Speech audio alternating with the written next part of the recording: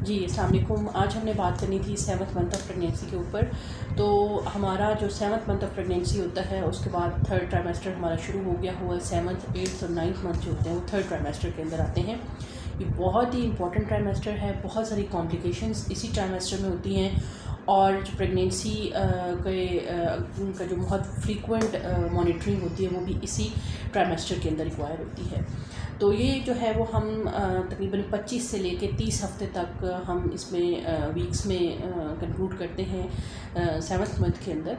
इसके अंदर जो है वो आपका बच्चा जो है वो 7th मंथ के एंड पे तकरीबन 1 किलो से ज़्यादा का हो गया होता है और उसकी लंबाई भी जो है वो ऑलमोस्ट सर से लेके पाँव तक 46 सेंटीमीटर तक हो जाती है 7th मंथ के एंड के ऊपर। इसमें बच्चे की बहुत ज़्यादा अग्रेसिव ग्रोथ होती है। बच्चे की ब्रेन डेवलपमेंट बहुत ज़्यादा अग्रेसिव होती है। बच्चे की सारी हिस्सें, जिसमें कि इवन टेस्ट की जो हिस्स होती है उसमें बच्चे के टेस्ट बड बन गए होते हैं। आप जो डाइट ले रहे होते हैं उसका टेस्ट बच्चे तक पहुंच रहा होता है। इसके अलावा जो है वो बच्चे की जो हियरिंग की जो हिस्स होती है, सुनने की हिस्स होती है, वो मुकम्मल तौर पे बन चुकी होती है। अब वो सिर्फ लाउड और जो है वो लाइट आवाज़ों में ही नहीं बल्कि अपने माँ बाप की आवाज़ों के अंदर भी फ़र्क महसूस करता है और उनको पहचानना शुरू कर देता है। इसी तरह से जो बच्चे की जो आइज़ होती हैं उनके अंदर फ़ोटो रिसेप्टर्स जो होते हैं वो बड़े अच्छे से डेवलप हो चुके होते हैं। बच्चा डार्कनेस और लाइट के अंदर डिफरेंस जो है वो फ़ील कर सकता है और इसीलिए जो बच्चे का जो स्लीपिंग पैटर्न होता है वो यूजुअली नाइट में माँ के साथ एडजस्ट हो जाता है और डे के टाइम में बच्चा बहुत ज़्यादा जो है वो एक्टिव रहता है। इसी तरह से जो है वो बच्चे का जो रेस्पिरेटरी सिस्टम होता है, लंग्स होते हैं, वो बहुत ज़्यादा जो है वो स्पीड के साथ बन रहे होते हैं। उनके अंदर एक हार्मोन या एक कंपाउंड रिलीज़ होता है जिसको कहते हैं सरफेक्टेंट। बच्चा जब डिलीवरी के टाइम पे क्राई करता है तो उसके अंदर जो है वो यूजुअली एक मादा होता है सरफेक्टेंट, जो कि उसके लंग्स को दोबारा से बंद नहीं होने देता। लंग्स जब एक दफ़ा फूल जाते हैं तो उन्हें फूला रखता है। तो ये मादा भी जो है वो 7th मंथ के एंड पे जो है वो निकलता है। बाज़ तक आज इन पेशेंट्स के अंदर कोई कॉम्प्लिकेशन होती है और हमें लगता है कि हमें इनकी डिलीवरी जो है वो टाइम से पहले करनी पड़ जाएगी, तो उन बच्चों के अंदर जो है वो यूजुअली 7th मंथ के अंदर हम एक इंजेक्शन लगा देते हैं स्टीरॉइड्स का, ताकि जो है वो जो सरफेक्टेंट है वो मैक्सिमम क्वांटिटी के अंदर बन जाए और खुदा न खास्ता अगर डिलीवरी टाइम से पहले करनी पड़े तो उस बच्चे के सर्वाइवल जो रेशो है वो बहुत ज़्यादा बेहतर हो जाए। इसी तरह से जो बच्चा जो है उसकी स्किन जो होती है वो बहुत पतली होती है, लेकिन उसके अंदर जो रंगत होती है वो जेनेटिक्स के मुताबिक बन जाती है। यानी अगर उसके अंदर मेलानिन सेल जो कि कलर डिसाइड करते हैं वो आ चुके होते हैं। अगर बच्चे का डार्क कॉम्प्लेक्शन है तो वो डार्क कॉम्प्लेक्शन गेन कर लेता है और अगर लाइट कॉम्प्लेक्शन है तो वो लाइट कॉम्प्लेक्शन गेन कर लेता है, लेकिन उसकी स्किन काफ़ी ज़्यादा थिन रहती है। इसके अलावा जो है वो बहुत इम्पॉर्टेंट चीज़ ये होती है कि बच्चे की जो ब्रेन डेवलपमेंट होती है वो बहुत इम्पॉर्टेंट होती है इस माह के अंदर। तो जो कि मैक्सिमम जो है वो हो रही होती है, तो उसके ऊपर जो है वो हम बाज़ जो ब्रेन की जो कुछ कंडीशंस होती हैं जिसमें कि जो अक्सर बच्चों के सर के अंदर पानी इकट्ठा होना शुरू हो जाता है या कुछ इस तरह की कॉम्प्लिकेशन होती हैं, वो अक्सर 7th मंथ में जो है वो नए सिरे से अपीयर हो सकती हैं। अब आते हैं माँ की तरफ। तो माँ के लिए जो है वो 7th, 8th और 9th मंथ जो है वो थोड़ा सा डिफ़िकल्ट होता है। 4th, 5th, 6th months comparatively honeymoon period of pregnancy कहते हैं, लेकिन अभी 7th मंथ जो होता है उसमें चूँकि बच्चे की बहुत ग्रोथ अग्रेसिव है, तो इन द सेम वे माँ के अंदर भी जो है वो वेट गेन थोड़ा ज़्यादा होना शुरू हो जाता है। माँ की बॉडी के अंदर स्वेलिंग आना शुरू हो जाती है और फेस के ऊपर पफीनेस आ जाती है। तो इस सूरत हाल में आपने अपने ब्लड प्रेशर का बहुत ज़्यादा ख्याल रखना है, क्योंकि अगर स्वेलिंग के साथ आपका ब्लड प्रेशर ज़्यादा रह रहा है तो वो बच्चे के ऊपर बहुत ज़्यादा असर हो सकता है। तो आपने अपने डॉक्टर को फ्रीक्वेंटली विज़िट करना है और अपने ब्लड प्रेशर को जैसे तैसे करके कंट्रोल करके रखना है ताकि बच्चे के ऊपर कोई कॉम्प्लिकेशन ना आए इसकी। इसी तरह से जो है वो एक टांग के अंदर जो एक ख़ास किस्म का खिंचाव हो जाता है वो खिंचाव बाद बढ़कर शियाटिका दर्द की जो है वो शक्ल इख्तियार कर लेता है। वो दरअसल शियाटिक नर्व की कंप्रेशन की वजह से हो सकती है।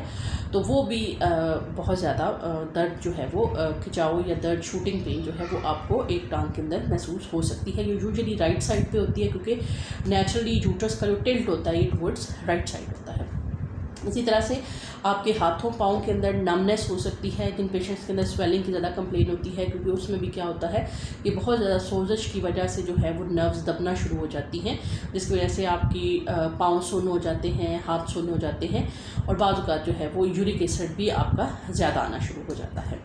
इसी तरह से जो है वो आपकी जो प्रेगनेंसी होती है वो अब ब्रेस्ट के अंदर कुछ ऐसी चेंजेस आना शुरू हो जाती हैं कि जिसमें कि निपल और एरोला बहुत ज़्यादा डार्क हो जाएंगे, और इसके अंदर जो है वो मिल्क प्रोडक्शन जो है वो शुरू हो जाती है, और बाज़ वक़्त मिल्क स्क्रीट होने लग जाता है।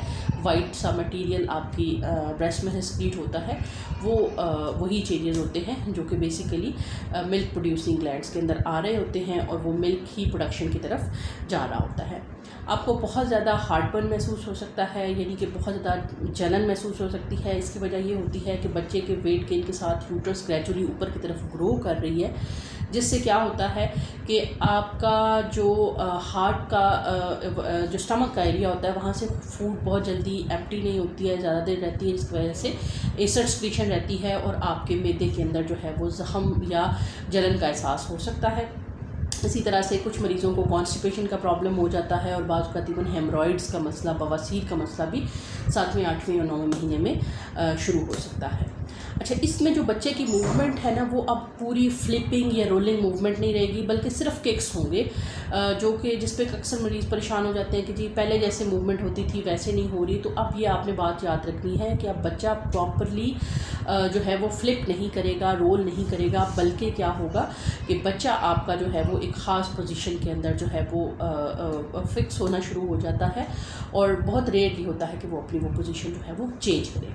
इसी तरह से कुछ पेशेंट के अंदर जो होती है ना, वो यूट्रस के अंदर फॉल्स पेन्स आने लग जाती हैं, यानी कि कुछ देर के लिए यूट्रस आपकी कॉन्ट्रैक्ट होती है, और फिर खुद ब खुद वो जो तनाव होता है वो ख़त्म होने लग जाता है, लेकिन ये पेनफुल नहीं होता। ये इसके अंदर अगर आपको पेन हो तो आपने फ़ौरन अपने डॉक्टर के साथ जो है वो रब्ता करना शुरू कर देना है। अब हम बात करते हैं कुछ ऐसी कॉम्प्लिकेशन जो कि 7th मंथ के बाद देखी जाती हैं। अक्सर इस 7th मंथ से ऑनवर्ड ही जो है वो होती हैं। उसमें यह है कि आपका ब्लड प्रेशर तेज़ रहना शुरू कर सकता है। आपने अपने ब्लड प्रेशर को ज़्यादा फ्रीक्वेंटली मॉनिटर करना है 7th मंथ के बाद। आपका शुगर तेज़ हो सकता है, अगर आपका वेट बहुत ज़्यादा है, आपके फादर या मदर के अंदर शुगर की हिस्ट्री है, तो आपका डॉक्टर आपको एक शुगर जो है वो पिला के टेस्ट होता है जिसको हम OGTT oral glucose tolerance test करते हैं, वो एडवाइस कर सकता है, क्योंकि जो है वो अक्सर 7th मंथ के बाद जो है वो शुगर बहुत ज़्यादा रहने की वजह से आपकी बच्चे के अंदर जो है वो प्रॉब्लम शुरू हो जाते हैं। उसका पानी ज़्यादा हो सकता है या वेट बहुत ज़्यादा हो सकता है, जो कि आगे जाके नॉर्मल डिलीवरी ना हो सके। इसी तरह से आपका HP अगर कम हो आ रहा है, जो कि अक्सर 7th मंथ के बाद जो है वो आपका HP कम हो जाता है, क्योंकि जो अपनी बॉडी के स्टोर्स होते हैं वो 4, 5, 6 मंथ्स तक तो चला लेते हैं, लेकिन ऑनवर्ड बच्चे की ग्रोथ के टाइम पे आपका HP 7th मंथ में कम हो जाता है। तो उसके लिए आपने डॉक्टर को रब्ता करना है। अगर आप ओरल दवाइयाँ प्रॉपर तरीके से नहीं खा पा रहे, तो अब आयरन का एक नया इंजेक्शन आ गया हुआ है जो कि पाकिस्तान में भी अवेलेबल है, जिसमें कि एक ही सिंगल डोज के अंदर आपकी जितना भी आयरन की रिक्वायरमेंट होती है वो आपकी बॉडी में डिलीवर कर दी जाती है एक ही ट्रिप के ज़रिए से। और उससे ये होता है कि 9वें महीने तक, जब तक आपकी डिलीवरी होनी है, आपके और आपके बच्चे का रिक्वायर्ड आयरन मौजूद होता है, और आपकी खून की कमी तब तक जो है वो बिल्कुल ठीक हो जाती है। इसी तरह से एक और चीज़ होती है वेजाइनल इन्फेक्शन। आपके नीचे के हिस्से में बहुत ज़्यादा ख़ारिश का होना, या वहाँ से जो है वो डिस्चार्ज का महसूस होना, वो भी अगर आपको इस मंथ में है तो उसको आपने बहुत सीरियसली लेना है, क्योंकि यही इन्फेक्शंस बाज़ औक़ात इतना ज़्यादा कॉम्प्लिकेट हो जाते हैं कि आपको वक्त से पहले दर्दें लग जाती हैं, और जो है वो बच्चे की डिलीवरी करनी पड़ सकती है। इसी तरह से एक और कॉम्प्लिकेशन होती है जिसको हम कहते हैं कि आम ज़ुबान में कहते हैं कि बच्चे का वाटर बैग लीक हो सकता है। तो ये भी बाज़ औक़ात इन्फेक्शन की वजह से भी ऐसे हो सकता है। तो अगर ये प्रॉब्लम आपको, इस तरह की कोई भी प्रॉब्लम होती है, गश ऑफ ब्लड आता है, या आपकी प्रीवियस हिस्ट्री है प्री टर्म जो है वो वाटर बैग लीक होने की, तो आपने अपने डॉक्टर को बता देना है, ताकि वो आपकी जो इन्फेक्शन होती है वो उसको उस पर अपनी एक आई रखे, और किसी भी किस्म की जो कॉम्प्लिकेशन है उससे आपको बचा सके। और अगर आपकी प्रेगनेंसी के अंदर कुछ इस तरह की चीज़ चल रही है, तो अक्सर क्या बल्कि तमाम गायनेकोलॉजिस्ट 7th मंथ के ऊपर आपको एक बेबी के लंग्स में जोड़ करने का इंजेक्शन दे देती हैं। उसका मकसद ये होता है कि आपके बेबी के जो 7th 7th मंथ में वेव आती है मेचोरिटी की, उसके अंदर 100% लंग जो है वो आपके मेच्योर हो जाए। 7th मंथ के एंड पे अगर बच्चा डिलीवर होता है तो बहुत अच्छी नर्सिंग केयर जो कि बाहर के मुल्कों में तो बड़े आराम से प्रोवाइड की जा सकती है। अक्सर यहाँ बाहर के मुल्कों में 28 वीक के बच्चे जो हैं वो बच जाते हैं, 30 वीक्स तक के बच्चे बच जाते हैं। लेकिन हमारे मुल्क में या इंडिया, बांग्लादेश, मालदीव जहाँ के जो है वो नर्सरी इतनी अच्छी नहीं है, तो यूजुअली ये बहुत अच्छे न्यूनेटल यूनिट्स के अंदर इन बच्चों को अच्छी नर्सिंग केयर के अंदर जो है वो 2 से 3 वीक्स तक रख के इन बच्चों को बचाया जा सकता है। लेकिन ज़ाहिर है कि वो हर जगह पे अवेलेबल नहीं होते, तो हमारी यही कोशिश होती है कि हम प्री टर्म डिलीवरी को किसी न किसी तरीके से डिले करवा दें और जो है वो 7th मंथ के अंदर जो है वो बच्चे की डिलीवरी ना हो। इसी तरह से अगर आपकी जो है वो पहली कोई भी इस तरह की हिस्ट्री है जिसमें कि आपको पहले वक्त से पहले दर्दें लग गई थी या कोई और कॉम्प्लिकेशन चल रही है, तो आप मेक श्योर करें कि आपको जो है वो बच्चे के जो मेच्योर होने वाले इंजेक्शन होते हैं, स्टीरॉयड इंजेक्शन, वो लग जाए। 7th मंथ के अंदर जो पेशेंट जो होते हैं वो टेटनस के वैक्सीनेटेड नहीं होते हैं, जो कि अक्सर हमारे यहाँ अक्सर पेशेंट को टेटनस की वैक्सीनेशन नहीं हुई होती है, तो उनको हम टेटनस की वैक्सीनेशन की फ़र्स्ट डोज दे देते हैं, जो कि हमें अल्टीमेटली रिपीट करनी होती है 8th मंथ के एंड के ऊपर। इसी तरह से अगर आपका ब्लड ग्रुप नेगेटिव है तो आपकी डॉक्टर इस टाइम पे एंटी-डी का एक इंजेक्शन आपको देगी, ताकि जो है वो आपके बच्चे के अंदर ऑनवर्ड प्रेगनेंसी के अंदर कोई भी कॉम्प्लिकेशन ना हो। तो 7th मंथ के ऑनवर्ड जो है वो आपकी प्रेगनेंसी के अंदर बहुत ज़्यादा इमोशनल सपोर्ट की आपको ज़रूरत पड़ेगी, क्योंकि ज़ाहिर है कि आपकी प्रेगनेंसी मुश्किल होती जाती है ऑनवर्ड्स, और आपने अपना बहुत ज़्यादा जो है वो ख्याल रखना है। तो और डाइट भी बहुत ज़्यादा अच्छी रखनी है। डाइट के लिए अलग से मैंने एक वीडियो बनाई हुई है कि पूरी प्रेगनेंसी के अंदर आपने किस तरह की डाइट लेनी है, वो आपने ज़रूर सुनी है। जब तक कि मैं बनाऊँ 8th मंथ के ऊपर वीडियो, तब तक के लिए मुझे इजाज़त दीजिएगा। मेरा चैनल गायनी सॉल्यूशन को सब्सक्राइब कीजिए, इसे दूसरे लोगों के साथ शेयर कीजिए, ताकि जो भी जेन्युइन इन्फॉर्मेशन है वो सब तक पहुंच सके।